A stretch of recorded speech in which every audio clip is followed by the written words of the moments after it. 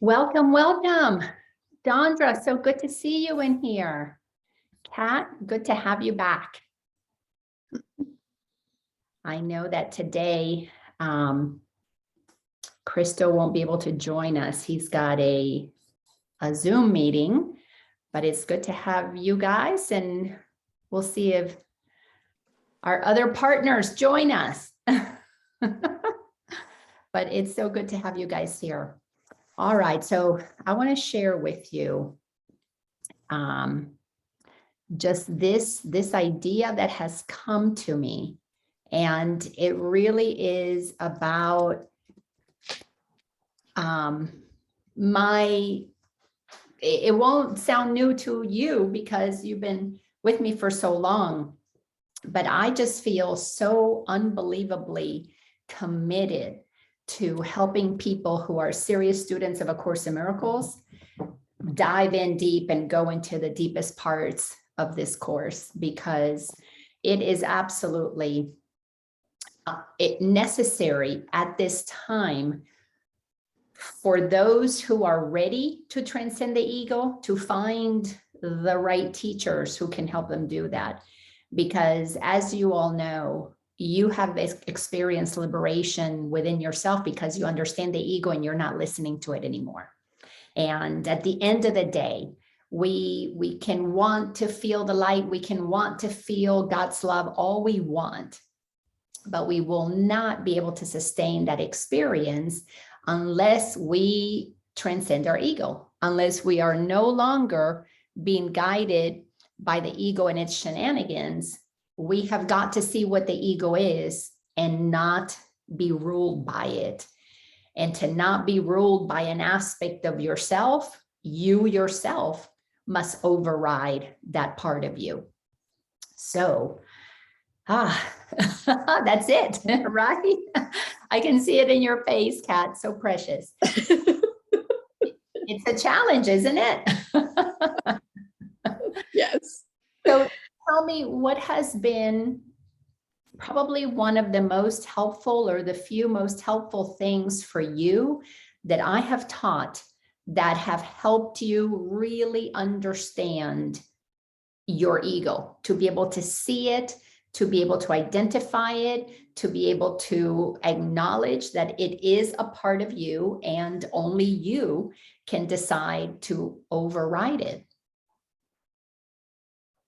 You know what? Can I speak? Yes, yes. No, it's a question for you. Okay. My brain just right away went to one of the early classes I had with you about shift and lift. And that was so profound. And not that I hadn't studied about the ego and that sort of, but it gave me a means to practically apply it. And just, so it opened up so much for me in terms of, like, when I'm feeling anxious, which I have been, I've been in this a little bit here recently. So it brings me back to sit down, be quiet, still my mind, and say, kind of myself, what's going on here?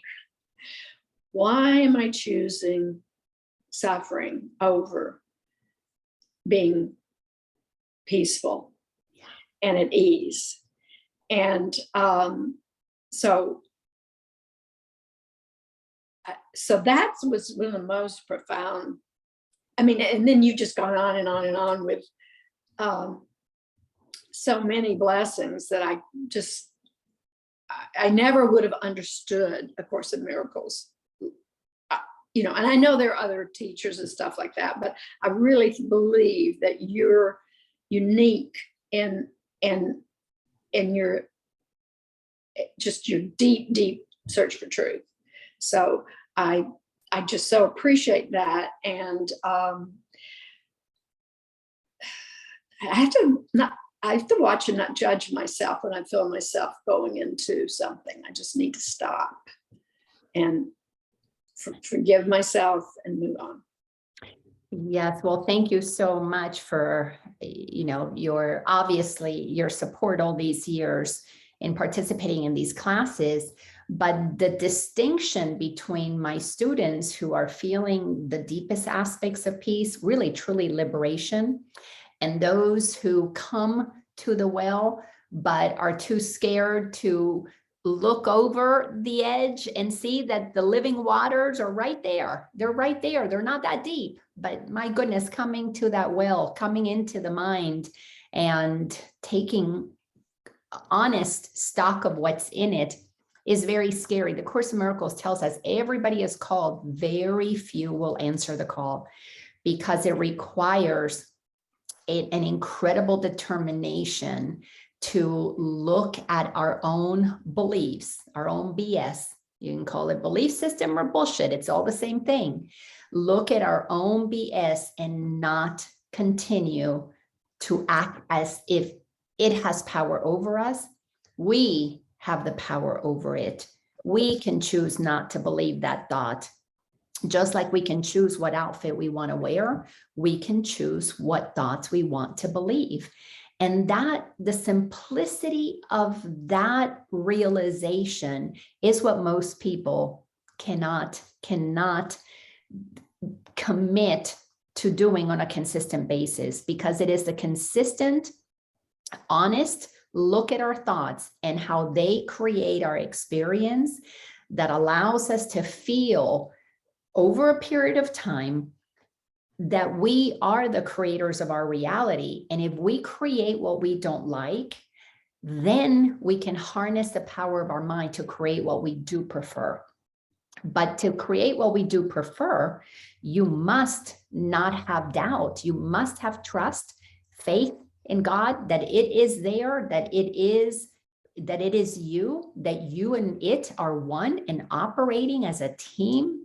And to override that conditioned habitual thinking of suffering and limitation, and that the outer world has power over us, to override that limited thinking is not an easy thing. And that's why those who are willing to go to the well and look over the well and dive into the well and swim in the waters of truth are the ones whose thirst for truth gets quenched, whose desire to experience that direct communion, connection, dialogue, whatever we want to call it, with Source, so that we become inner guided.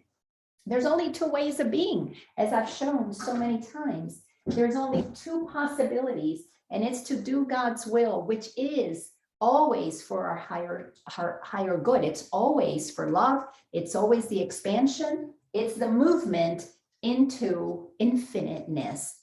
So it is always interested in us having a fun and easy ride. There is absolutely zero doubt in my mind to that.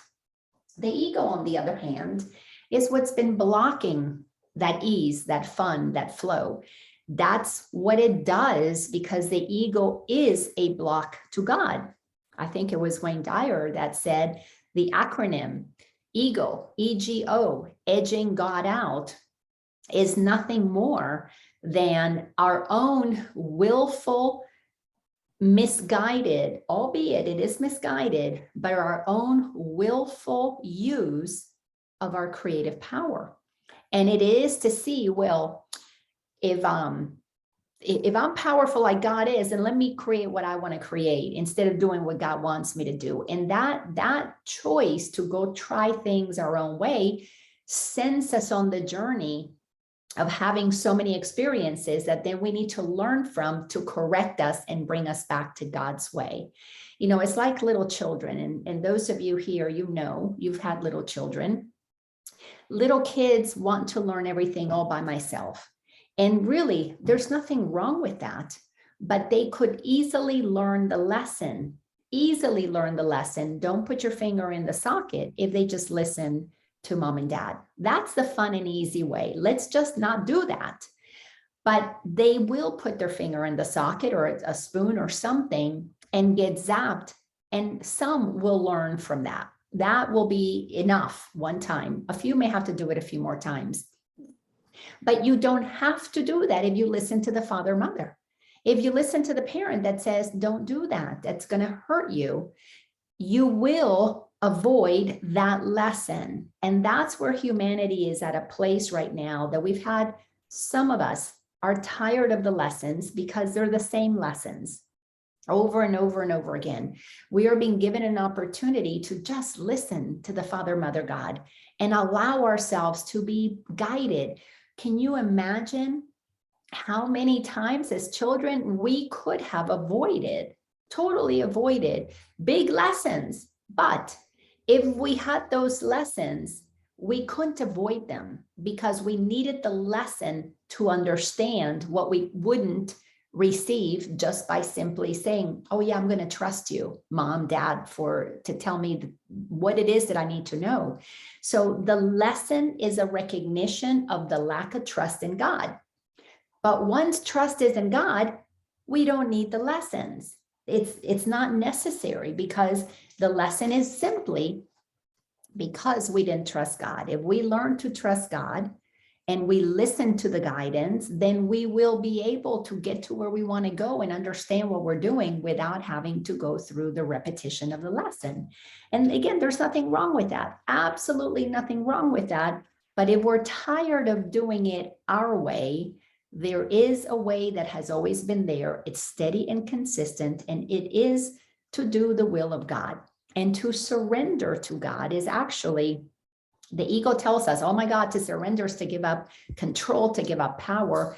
Well, yes, it's to give up our control of always going to learn the lesson the hard way. To surrender is to actually fall in alignment with the power of God, who controls everything, with love only, with the higher frequencies. God does control what happens here. It's controlling expansion because it is designed into the fabric of creation. The control is everything is going to expand because love is all there is, and anything that doesn't expand is because we're blocking love. That plan is written. It is done. What we're learning as we're maturing is to not have to do it the hard way. And last week we looked at lesson 161, give me your blessing, Holy Son of God.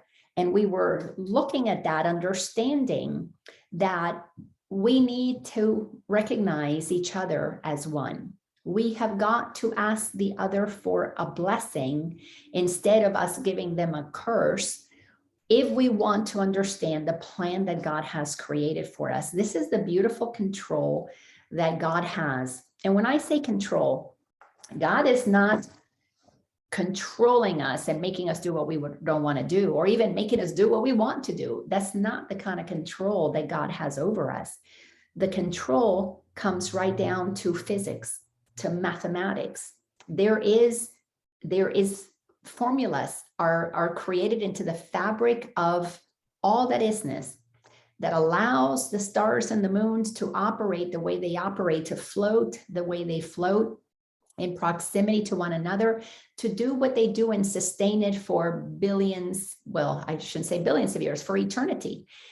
There is a level of control there. It's controlled science, it's controlled physics, it's controlled math, it's controlled knowledge that allows for everything to operate perfectly.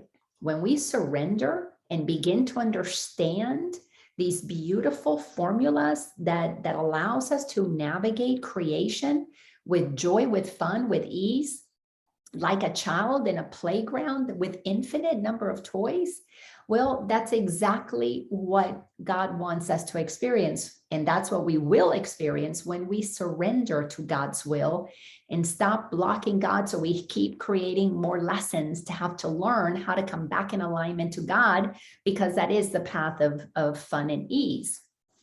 So that lesson that we looked at last week is a very, very important lesson, and it falls into the rules and regulations, if you will, because God doesn't use rules, but there's just formulas that operate the universe perfectly, I might add, that we need to understand. And lesson 161 is one of those lessons. And we went through 3 paragraphs.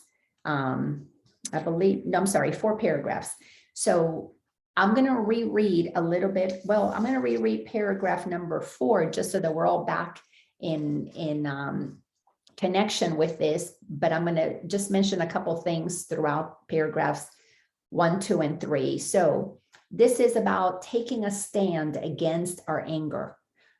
That's what this lesson is about. So when we give, when we ask another to give us their blessing, we are taking a stand against anger, because we want our fears to disappear and make room for love.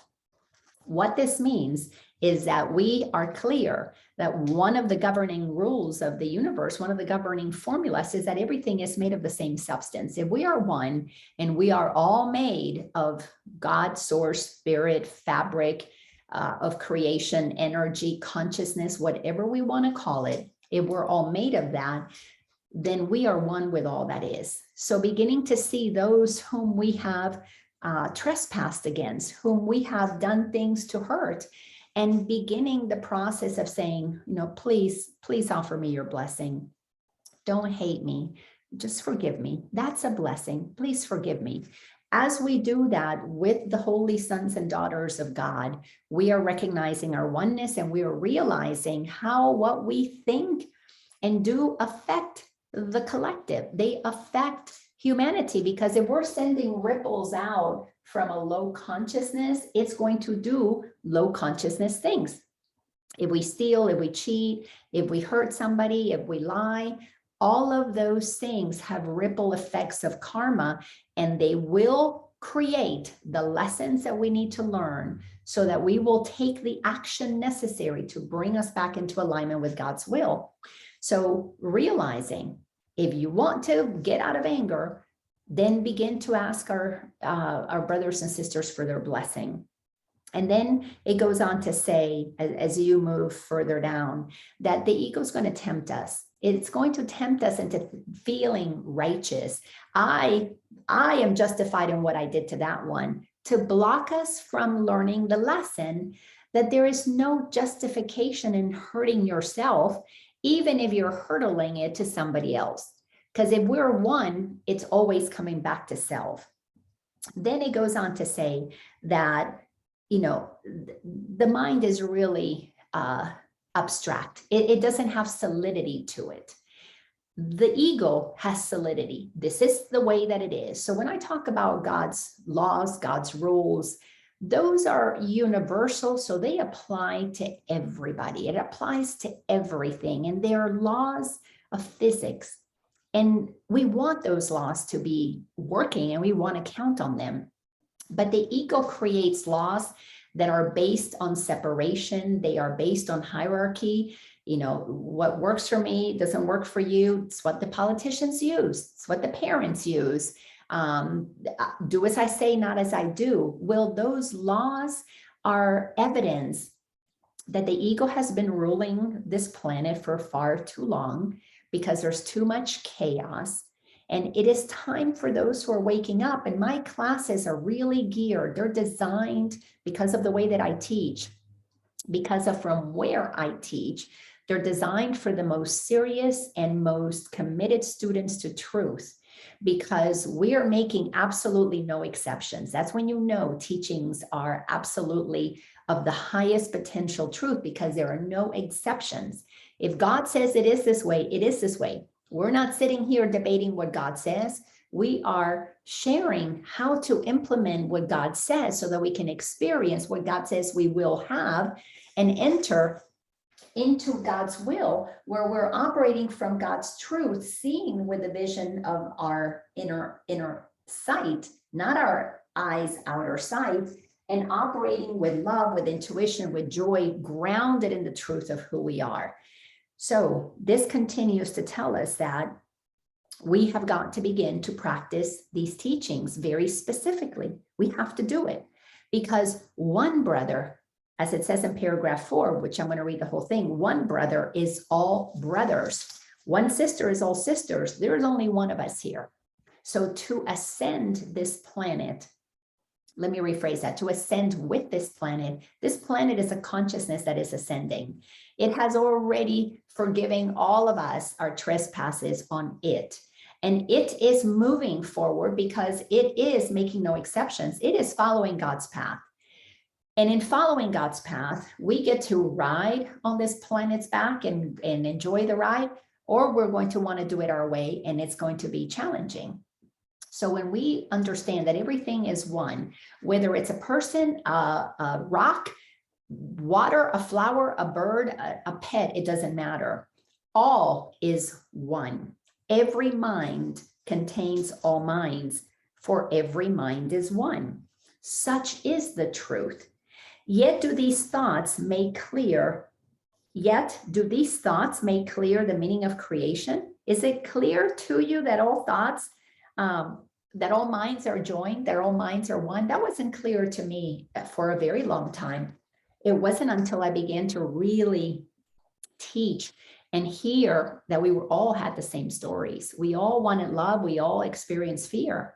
And that's when I began to realize, my goodness, we are all one mind. We all share the same mind, encapsulated in personalities for what appears to be different experiences, with bodies that are different, that make us feel separate and apart from one another. But if you take off this costume, if you take off the mask, which is, the body, the minute there's no body, the minute there's no tree, that's the mask for that consciousness, or the minute that there's no, let's say, flower or dog, all that is left when you take off the mask is consciousness, energy, intelligence, mind. That it's all the same thing. It's the same substance, which is absolutely remarkable. Remember when we were younger, and some of us, at least I did, I used to love to play with Play-Doh.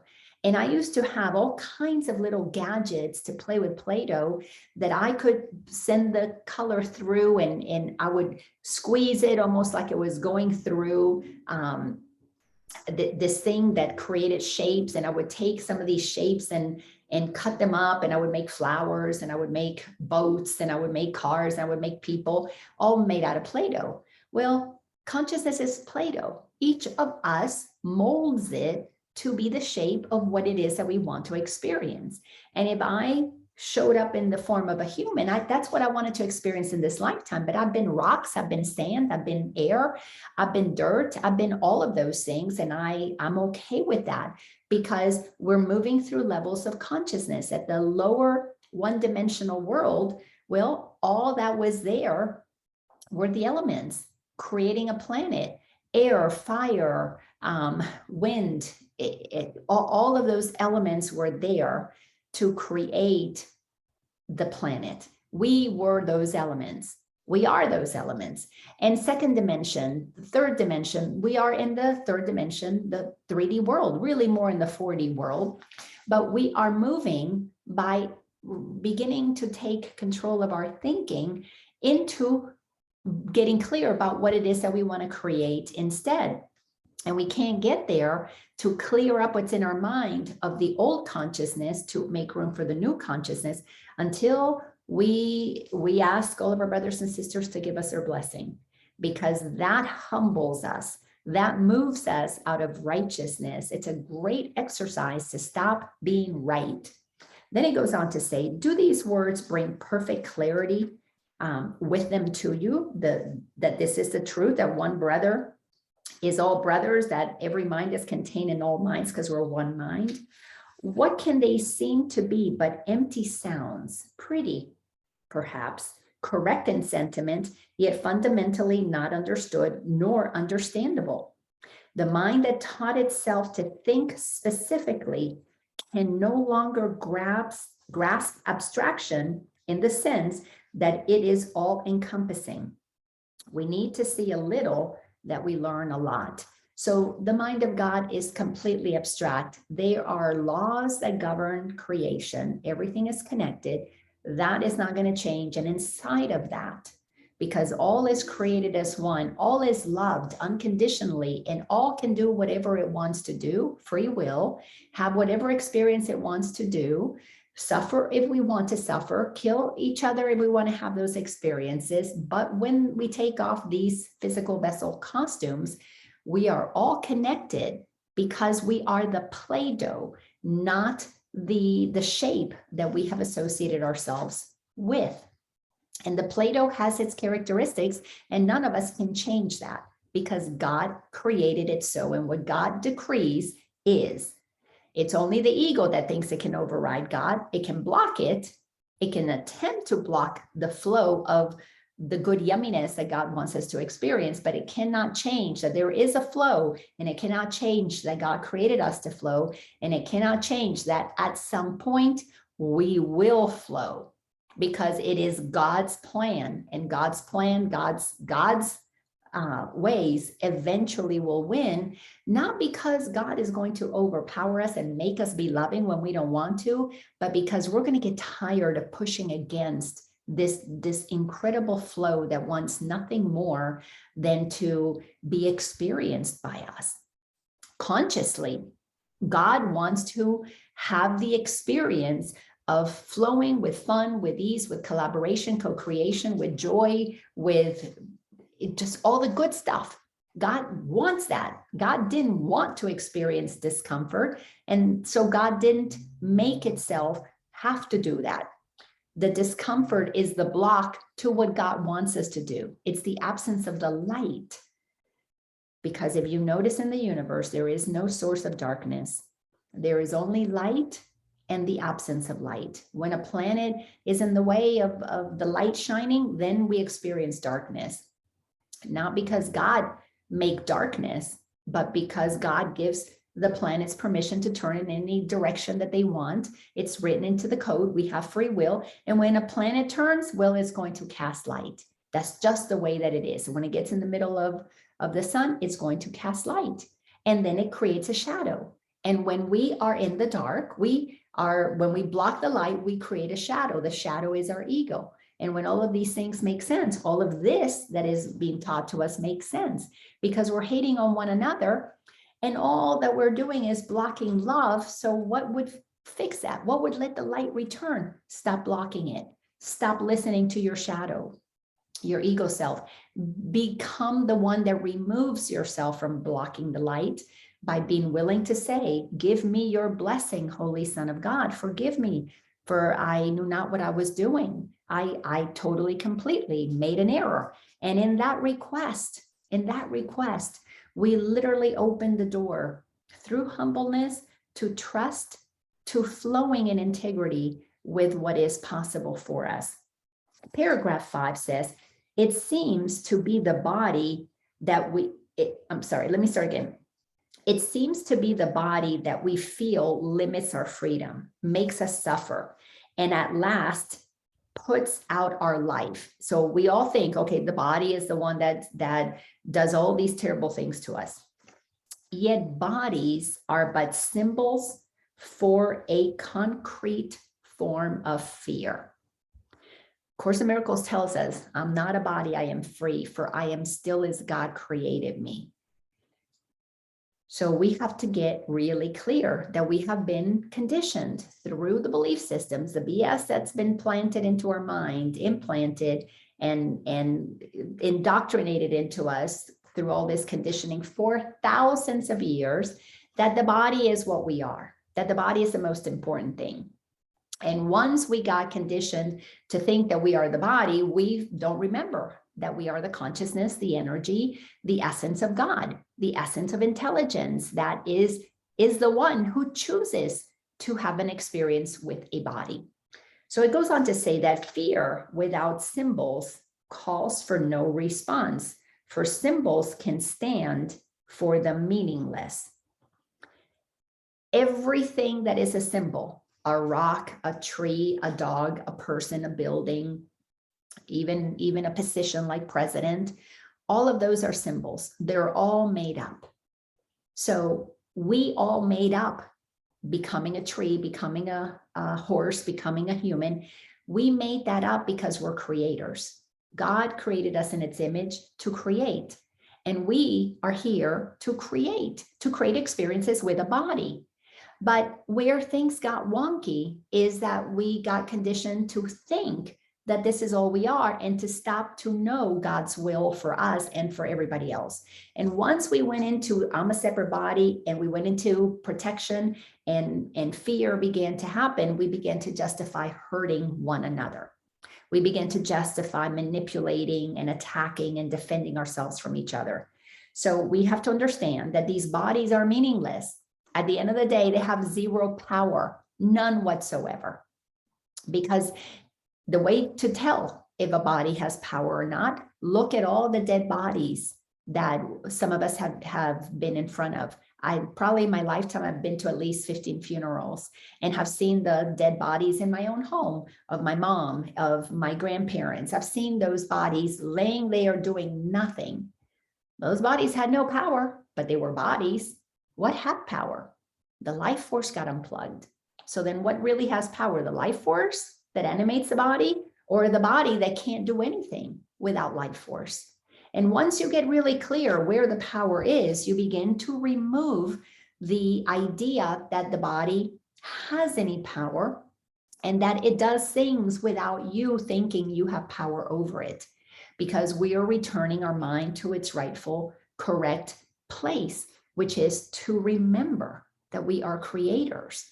So what do you want your body to do? How do you want your body to operate? That's in our power.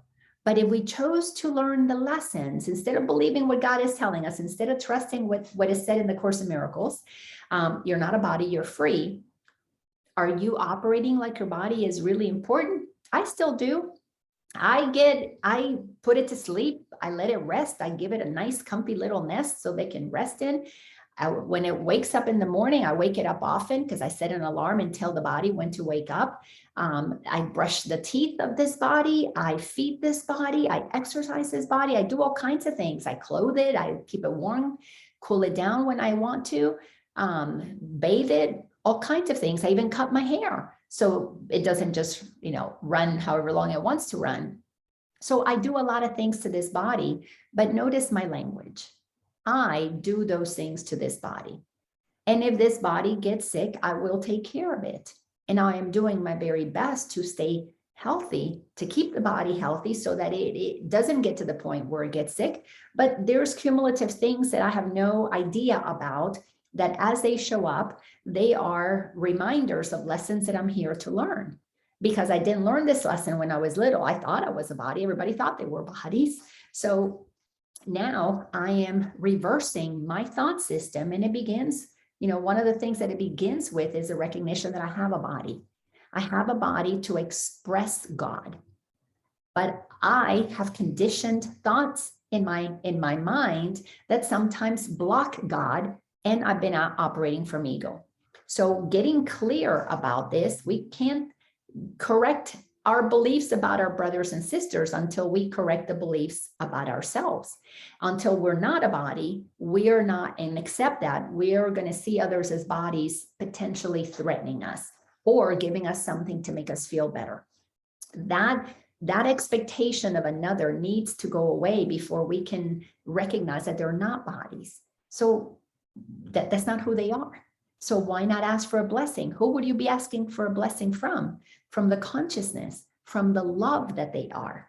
You would be asking the God in them to bless the God in you. That's what Namaste is all about. For 4,000 years, the Hindus have been saying that, spirit in me sees spirit in you. But we don't take it literally. We stop at, we say it when it's convenient. The rest of the time, oh, body in you is attacking body in me. And we need to reverse that. So it goes on to say that love needs no symbols being true, but fear attaches to specifics being false. In the Course in Miracles, in the introduction, it says, nothing real can be threatened. And here it tells us, love needs no symbols being true.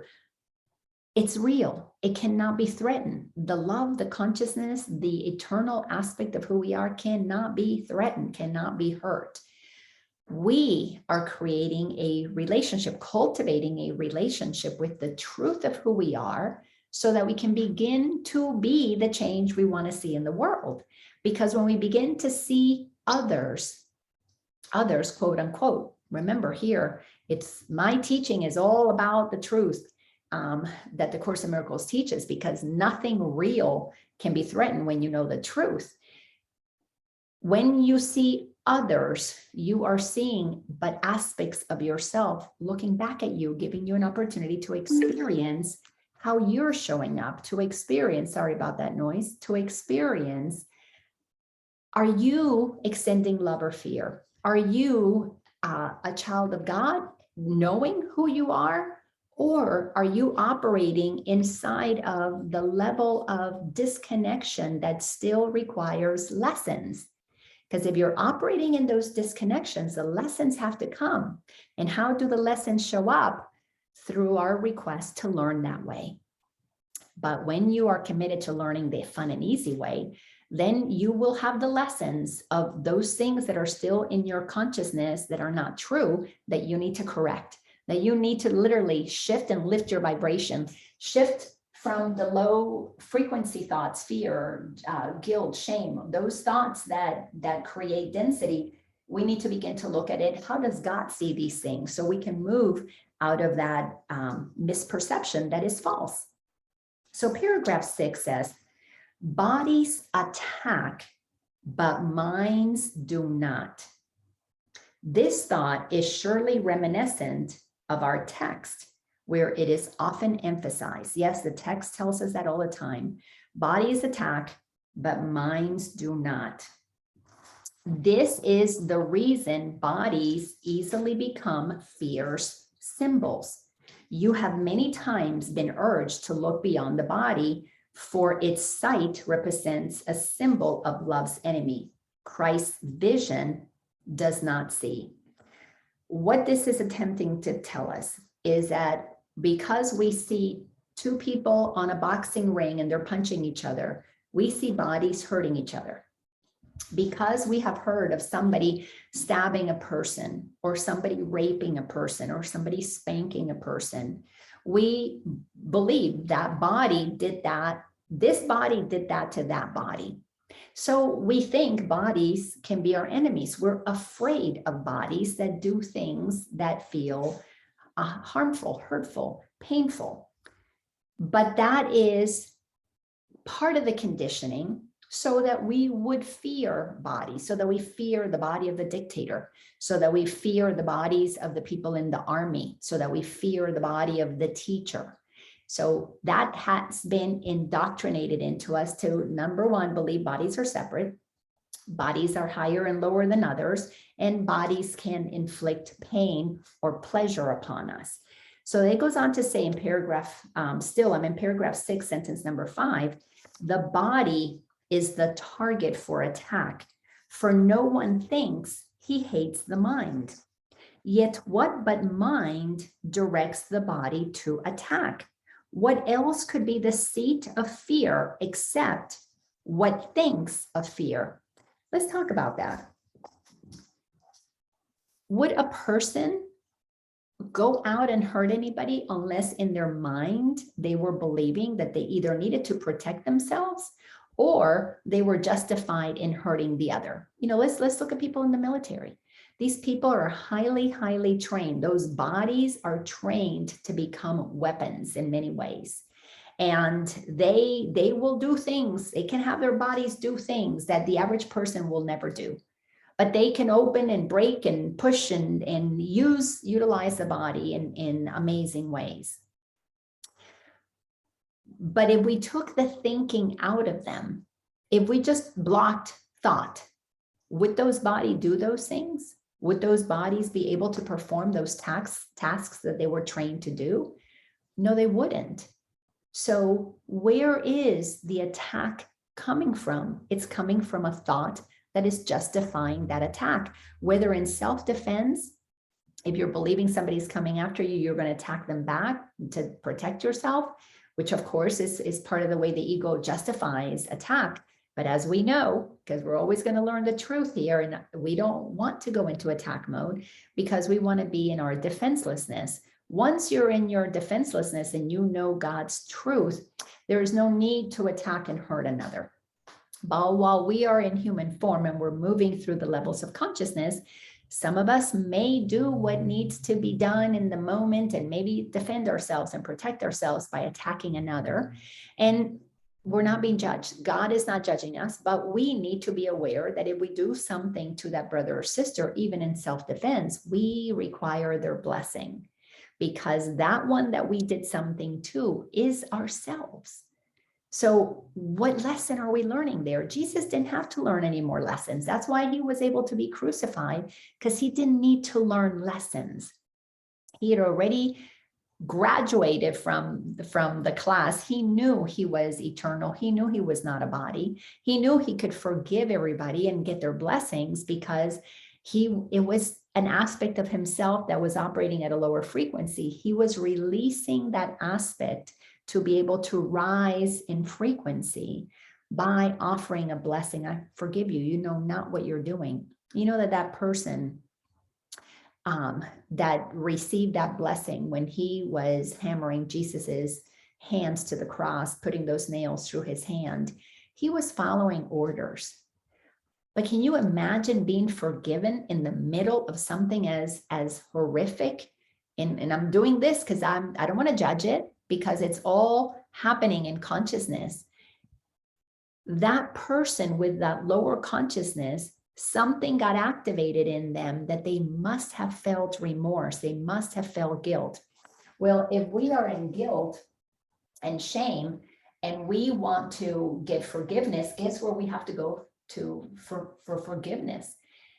To one who is enlightened, to one who is giving the forgiveness, who is loving, or go directly to God. We have to go up in frequency. So we commence a journey upward or outward out of the limitation of the ego. So it is very, very beautiful and powerful when we exercise that forgiving each other, because it does open the door for people to continue their journey of liberation.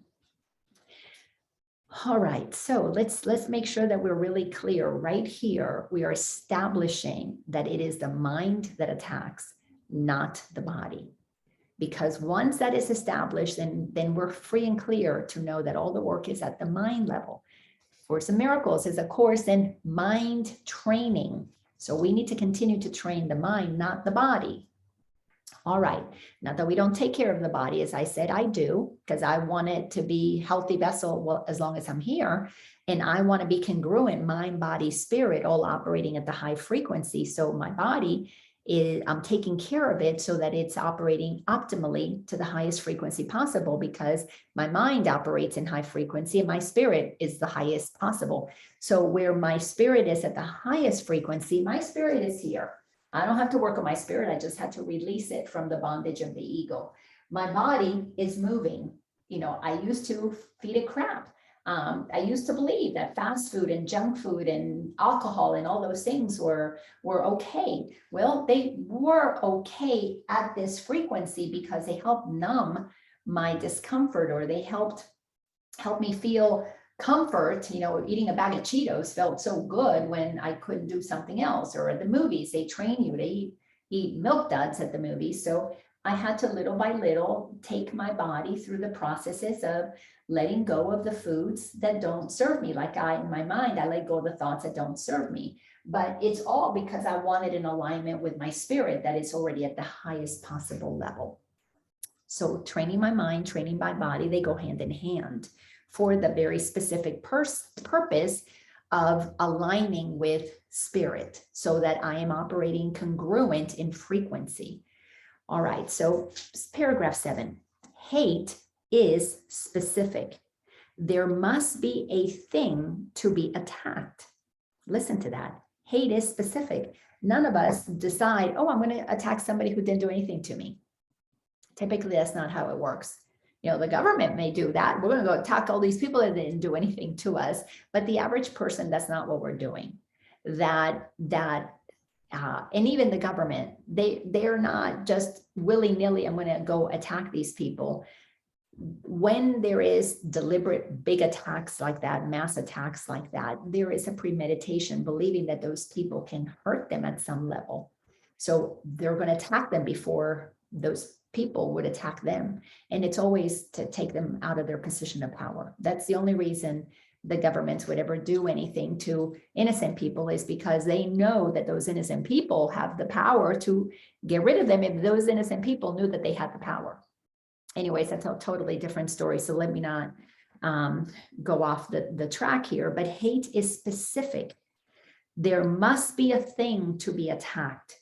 An enemy must be perceived in such a form that he can be touched and seen and heard and ultimately killed. When hatred rests upon a thing, it calls for death as surely as God's voice proclaims, there is no death. So the ego is just as convinced that I need to kill my attacker. I need to kill my enemy. And God is just as convinced there is no enemy. You're all one. You're all made of one substance. There is nothing that is not you. There is absolutely nothing that is not consciousness, that is not oneness, that is not all that isness, that is not the fabric of life itself. Just as God knows, that's why God it's not crying when we on this planet are hurting each other the way that we're hurting each other, because God knows that we are like children playing with matches. And as children playing with matches, we have the ability to have experiences, but how many, I've known quite a few people, personally known, that got burnt with matches and went on to use their experience in service to humanity, to help other burn victims, to change procedures that allowed for those fires to take place. So God knows everything can be used for the greater good. God's not up there punishing. And that's why it's really important to know that we've been taught a lie that God is judging us. Because if God judges us, we justify judging each other. And if God is judging us, we are separate from God. So we are moving through so many of these teachings to understand the truth of God and not waver until we feel that truth inside of us. Because when we allow ourselves to receive the truth that is real and cannot be threatened, we will not ever feel fear again. That's the promise of these teachings. But we have to do the work to align to that frequency of love, where no longer can anyone experience fear again. So as within, so without. We're doing this internally so that we can co-create a world where that happens, because we have to be the change we want to see in the world. We have to model this for others to see how we did it, so that then they can do it too, because it's our birthright to remember the truth of who we are. But because we haven't seen it, not really, especially not people that we know, common average people, yeah, Jesus did it, Gandhi did it, Martin Luther King did it, but they're so high up there, I could never be like that.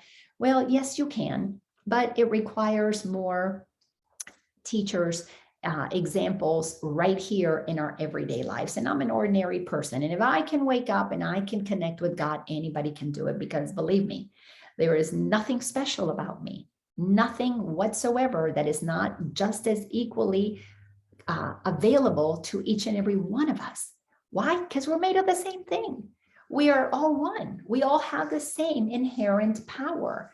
All right. So then it goes on to say here in sentence number 5, in paragraph 7, fear is insatiable, consuming everything its eyes behold, seeing itself in everything, compelled to turn upon itself and to destroy. Listen to this sentence again, because if you listen to this sentence, you understand why the world is in the mess that it is in. Because the people that are listening to the ego are doing just this. Fear is insatiable, consuming everything its eyes behold. What do you think greed is? Greed is the consuming of everything. I want it all. It's mine. You're not going to get any. And when people are in greed for power and money, they will stop at nothing, as this says, seeing itself in everything. This all belongs to me. This is my money. This is my power. Only I can rule everything. Compelled to turn upon itself and to destroy. See, the ego is stupid. It's very stupid. because it's a block to intelligence. The ego will do everything to eventually place itself in harm's way. Do you know what happens to criminals? You know, they get arrested, and some get put to death and have to experience those consequences, because those are the rules of the game that we're playing here on Psychoplanet, the 3D planet that we are wanting to move out from, because we learned the lessons that we needed to learn, and now we don't want to learn that way. Those people end up receiving their just rewards, because we live in a world, the laws are very consistent. What you do unto others is done unto you, because you're the only one here.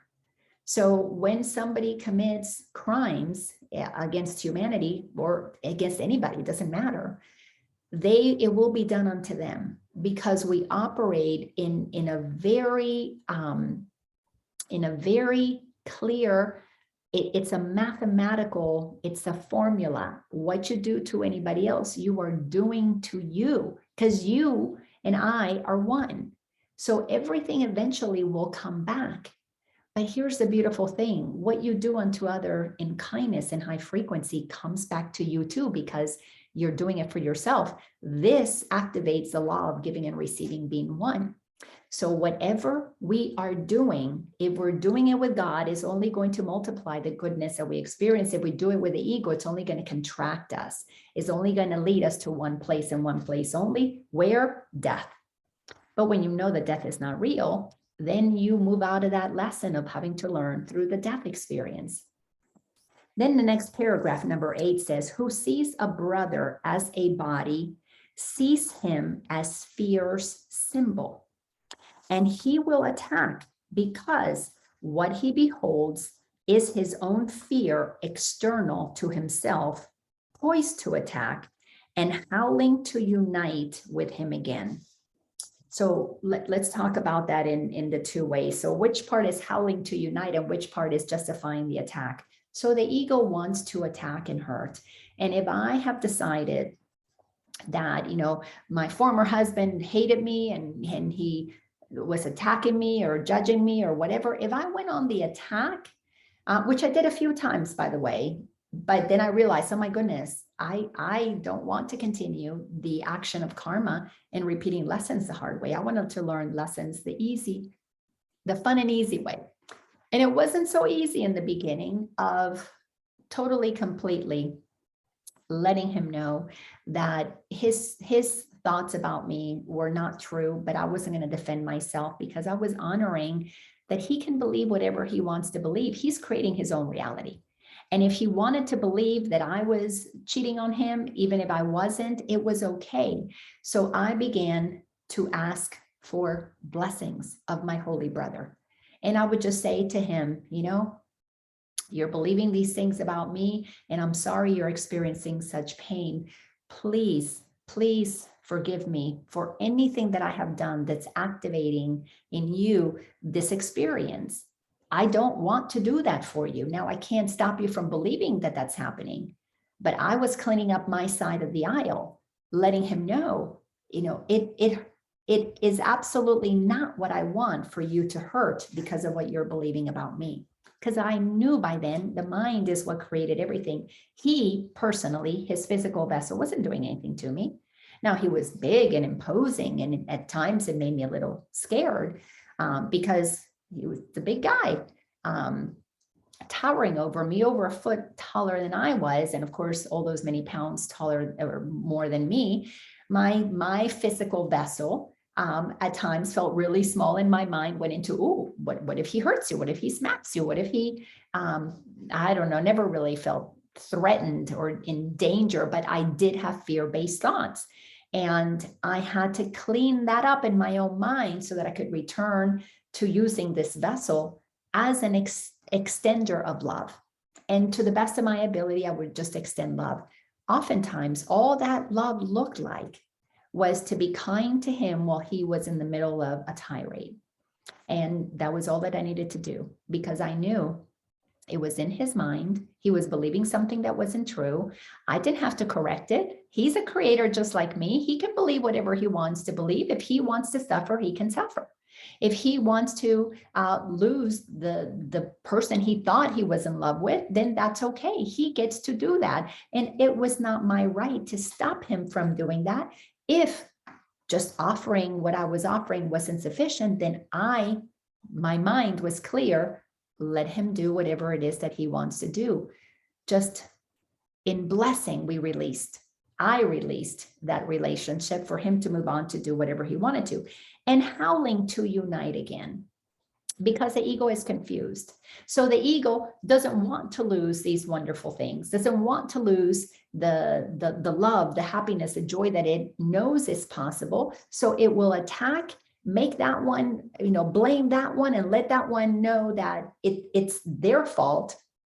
That's what the military does. Oh, we were defending this country because you people are the bad ones. And then it's howling to unite again. It can't wait to go find somebody else to enter into a peace agreement with, and to enter into arrangements, the military, the government arrangements with, until such time that's ready to attack them. The same with partnerships. Well, I'm going to attack you, and then I can't wait to go find somebody. I'm howling to find another partner so I can get my claws in that one. Because that's the way the ego operates. The ego doesn't know how to be transparent. The ego always has an agenda, because the ego believes that it is this body and it needs to try and get something from them. And worse, it believes that it is not love. So it's trying to look for love in all the wrong places outside of itself. And by looking outside of itself, it justifies the other. And when that one gives it love, oh, you complete me. And when that one begins to do whatever they do, even if they don't do anything to you, oh, now I can attack you and blame you so that I don't take responsibility for what I've done. And that's so insane, but it's so insidiously ingrained in the ego. Why? If you don't understand your ego, you cannot free yourself. There is no liberation, because ego is the only thing that blocks God. Therefore, ego is the only thing we need to understand. As the Course in Miracles says in the introduction, we're not here to learn what love is. That's beyond what can be taught. We're here to look at all of the ways that we block ourselves from the awareness of the love that is already there. That's it. The love is in us. We feel it when we stop resisting it. We feel it when we let it flow. So the rest of this paragraph says, sentence number 3, mistake not the intensity of rage projected fear must spawn. It shrieks in wrath and claws the air in frantic hope that it can reach to its maker and devour him. Now, I don't want to leave you just with that thought, but the ego is absolutely, it's evil. It's what blocks life. It's what blocks love. It's what blocks God. Our work is to understand the mind so well, how it operates, to understand that our mind is where we are connected with everything. Our mind is what allows us to know we and God are one, because it's the same mind, it's the same substance. That's how we are one with God, because we're made of what God is made of. And that understanding and clarity in your mind, I am as God created me, and God and I are one. So therefore, if God created everything with the same substance, God is in everything I see, another lesson from A Course in Miracles, then all of my brothers and sisters are one with me. To ask for the blessing from the holy brothers and sisters is one of the ways that we begin to let our ego know that we are not going to let it rule our lives.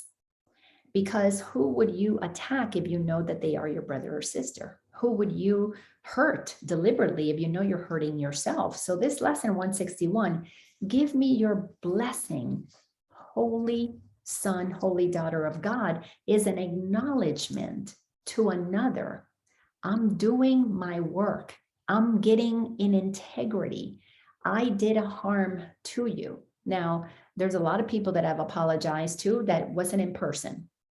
My parents had already died by the time that I began to understand these things. So I apologized, and I did my work and asked for their blessings after they were transitioned. I had a person I had dated a long time ago, and I broke up in a way that, I was a bitch to him.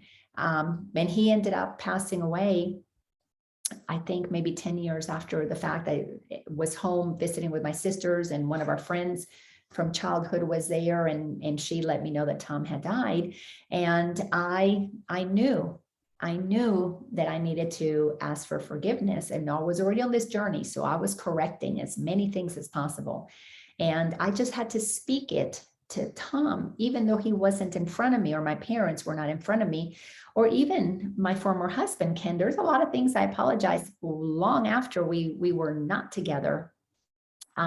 Even for a while, as things came into my mind, and I realized, oh, wow, I was not in integrity at that time, and I withheld my truth at this time. Please, give me your blessing, because I am them blessing me to release me so my mind can be corrected. Because it's in the statement for the other to bless us that we are acknowledging our oneness, that we are acknowledging that we need to clean up all the karma. We need to clean up anything that has put out low frequencies, because those low frequencies are waves that are extending, and they are creating. Why? Because it's energy, and we are that energy. And when my energy rippled out in low frequency, it's still moving until I stop it. And I stop it through my command to not allow anything that I have done that is harmful or hateful to extend. The reason why is because consciousness expands. My thoughts went out as directives. Those directives are operating. And each time I remember something, each time something reminds me of something that I've done, that's one of the beautiful things of coaching. For all the years that I've been coaching, I think almost 18 now, I always have the opportunities of moments where I say note to self, because somebody will say something that will trigger a memory. Oh yeah, I had a similar experience. I had somebody say that to me, or I said that to somebody. And it's a beautiful way when I read books, stories of people, when I go to the movies, when I hear songs, and there are stories being told in there. There are opportunities for me to enter into correction, because when you give yourself permission to become a clear vessel for truth, everything that is unlike truth is going to be shown to you. That's what's happening to the world right now. Humanity as a collective, we as one collective have moved to the higher frequency of courage to shine the light of truth on everything that has been dark and has been lies. So the more that we shine the light of truth and are willing to correct, the more stuff that we're seeing that needs correction. Because we knew at some level, many things that were corrupt and many things that were atrocious were happening. We were just too busy living our lives, operating in the low frequency of it's all about me with the blinders on. Well, the more you continue to want to be free and experience liberation from the ego, the more you have to see what the ego's been doing to our holy brothers and sisters. So when you watch the news, or when you hear of something that is happening, whether you knew about it or not, just sit and do what lesson number 161 says. Give me your blessing, holy son, daughter of God. When you hear of somebody being arrested, when you hear of somebody being trampled, when you hear of a child being abused, sold into sexual slavery, give me your blessing. Give me your blessing. Please forgive me for what I have done. I'm cleaning it up here so that I stop projecting it there. These lessons are so specifically designed to lead us into liberation. So we're going to have to continue, because this is a long lesson and we're only about halfway through. So next week, when we come back together on Wednesday, we will continue where we left off. So we'll start at paragraph number 9 as we continue to deepen what God wants us to know, so that we can finally, number 1, get clear that the mind has all the power. Number 2, stop using bodies to justify separation. Number 3, learn the distinction between love and fear, so that you align with love and begin the process of stopping, ending, feeling fear. But until you do, you are completely fear-free. I'm not totally fear-free. I have fearful thoughts that enter my mind. They just don't really pull me into an action that requires a lesson. I just can see the thought and I just let it go. I give it to God and say, let's transmute this. I don't want to carry that density. And once you say to God, no, I don't want this, it is gone, because you create your reality. If you say you don't want it, you don't want it. It doesn't have to be there. The only reason things stay in our consciousness repeating is because we are giving them permission to repeat. If you don't think a thought, you don't think a thought. So if you're repeating a thought, it's because you're thinking the thought and repeating the thought that you say you don't want. Who did that to you? You did. And where does that thought go? Into manifestation. Has no other way to go. No place else to go but into manifestation of your own discomfort, or the discomfort in humanity that contributes to the density. But the thoughts that are of love and high frequency do the same thing. So if you're going to be putting out thoughts, then might as well put out frequencies that elevate the planet, that, by the way, you're going to incarnate into. And your children are here, or your grandchildren are here.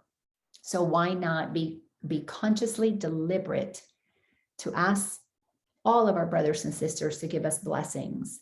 And even if you do it just as a matter of a regular practice, before you go to bed at night, when you are driving, give me your blessing, drivers around me. My goodness, I can see how we participated in making driving crazy in Atlanta. Give me your blessings. Please forgive me for my contribution to this insanity that is called Atlanta traffic. Not to judge it, just to recognize that we contribute to it. Because have you driven crazy? Sometimes I have. Did you stop too quickly and create some chaos for people behind you? Did you maybe have an accident? Did you swerve and create whatever? Did you try to get ahead of somebody one time and didn't even pay attention to how it might have affected them? That conscientiousness is what's allowing us to realize that we are one mind, God's mind, split into bazillions, gazillions, quadrillions of pieces expressing themselves. And they all come back home when we extend love and bless and bring it all back into unity, so that we can operate in collaboration, co-creation, and cooperation for the greater good of all. Thank you so much for being here. And if you got a nugget from today, I would love to hear from you. So just unmute yourself if you would like to share. Maybe what did you pick up today?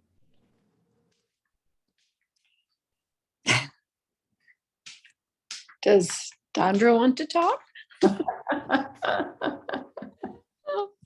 I'll just say,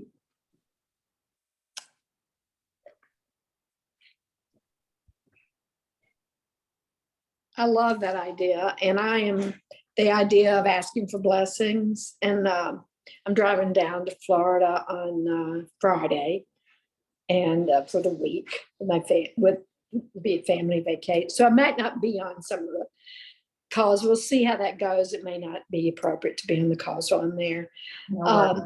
But whatever. So I love it. And I'm thinking, I'm just going to bless, because my daughter is very afraid of driving, but she's driving because she won't let anybody else drive, because she's even more afraid. So I'm just going to bless, just send a blessing out to her, to the universe, and just bless everything, and continuing on the trip, bless other drivers, and just keep the blessings going. I like that idea. But actually, this is not about sending blessings. This is about requesting blessings. Okay. So as you're driving down the highway, Yeah. because the lesson is give me your blessing. So you're driving down the highway and a driver, let's say, rattles your daughter while she's driving, or she, to be more specific, she gets rattled because of somebody else's driving. Then look at that person and say, please give us your blessings. This car has, my daughter's low frequency and fear in it, send us your blessing. Because if another can send us a blessing, we are literally canceling out the frequency of negativity that we're sending out. So give me your blessings. Father Sky, give me your blessings. Rain, give me your blessings. Look for everything to send back to you the love that you want, because it's you. It's you. You're asking the rain that is you to, just clean, water the flowers. You're asking the sunshine that is you to bring forth the sun, the rays. It's okay to ask for blessings from anything and everything outside of you. Your daughter, when you maybe judge her for a second, oh my gosh, she scared me, she's going to kill me, whatever, then say, oh, just give me your blessings. And you don't have to say it out loud. Just the fact that you are bringing it into consciousness, because all minds are joined, she's going to feel that she in that moment is not getting judged by you, because you won't be sending the frequency of judgment and fear. You'll be sending the frequency of love and forgiveness. The one that says, give me your blessing. I just had a moment of insanity and I was judging you. So please bless me. It's very different. Big difference. Big difference, but it's a great practice. It's a really, really good practice to realize that everything, we're sending signals back and forth. So we want to have the signals that we're sending off, because it's vibration, it's frequency. We want the ripples to be loving. And don't we also want to give that out? I mean, isn't that something we don't always have to request it? Sometimes you just want to bless the car, bless the whatever, just. But here, because giving and receiving are one, when you say, when you have a judgmental thought and you in that moment say, bless me for, I just judged you, or, bless me for just being me, you're giving, you are literally giving in that moment that you think you're receiving. Because when you say, give me your blessing, it's because you are giving love. You made a decision not to judge. You made a decision not to fear. So the giving and the receiving are happening at once. So yes, we are receiving, but we want to move out of believing anything out there has power over us. And we're moving into the recognition that it all happens at once, and training the mind into asking for blessings because we already extended the love. We already extended the forgiveness. We already extended the awareness of our part as integral to the raising of the frequency for everybody involved.